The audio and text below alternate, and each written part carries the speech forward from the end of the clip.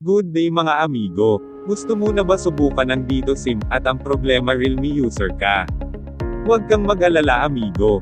Dahil sa video na ito ituturo ko sa inyo kung ano ang iyong gagawin para magagamit mo na ang Realme phone mo sa dito SIM card. So paano nga ba?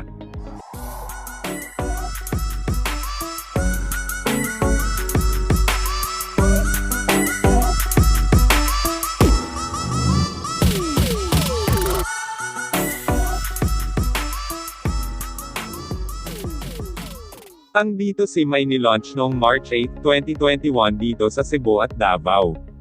Pero may mga selected mobile phone lamang ang pwedeng gamitan o yung mga mobile phone na may VoLTE o yung tinatawag na Voice over LTE. So punta tayo sa page nila. At dito natin makikita ang mga compatible na mobile phone. So ano ba ang mga mobile phone na compatible? Samsung, may 3 unit lang. Huawei, may 16 naman na unit. Vivo, may 22 unit lang. Oppo, may 8 unit lang. MyPhone, may 9 na unit lang din. Cherry Mobile, may 9 din na unit. At TCL, na may 1 unit lang na available. At hindi nakasali dito ang Realme. Pero initial list pa lang naman ng mga nilabas ng dito telecommunication. Kasi in a few months ilabas din nila ang ibang model ng phone. Dahil naka-Realme user ako, at gusto ko nang subukan ang dito network, kaya sinubukan kong gawin ito. At okay gumana naman siya, success at ang lakas pa ng signal. Ang una mong gawin amigo, ay ang panoorin mo lang hanggang matapos ang video na ito para malaman mo ang whole process. Una punta tayo sa settings ng phone mo. Pagkatapos sa SIM card at mobile data.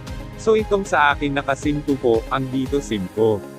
So pindutin lang natin. Tapos mapupunta tayo sa info settings.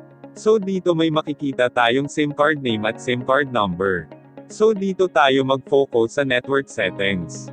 Di na natin gagalawin ang data roam kasi naka-default na yan. Sa preferred network type dapat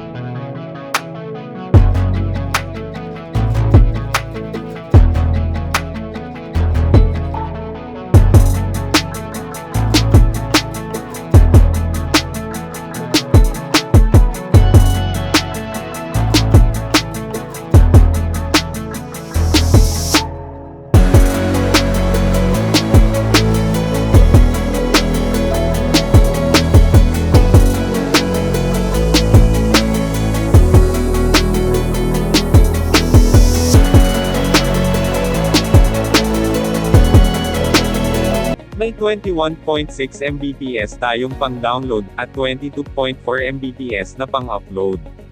Ang ping is 30 ms.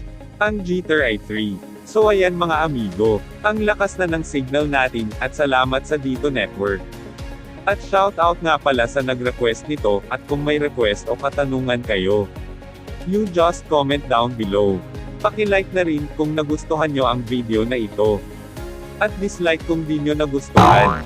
Kung hindi pa kayo nakapag-subscribe, huwag kalimutan i-click ang subscribe button at i-hit ang bell icon para updated kayo sa mga susunod kong video.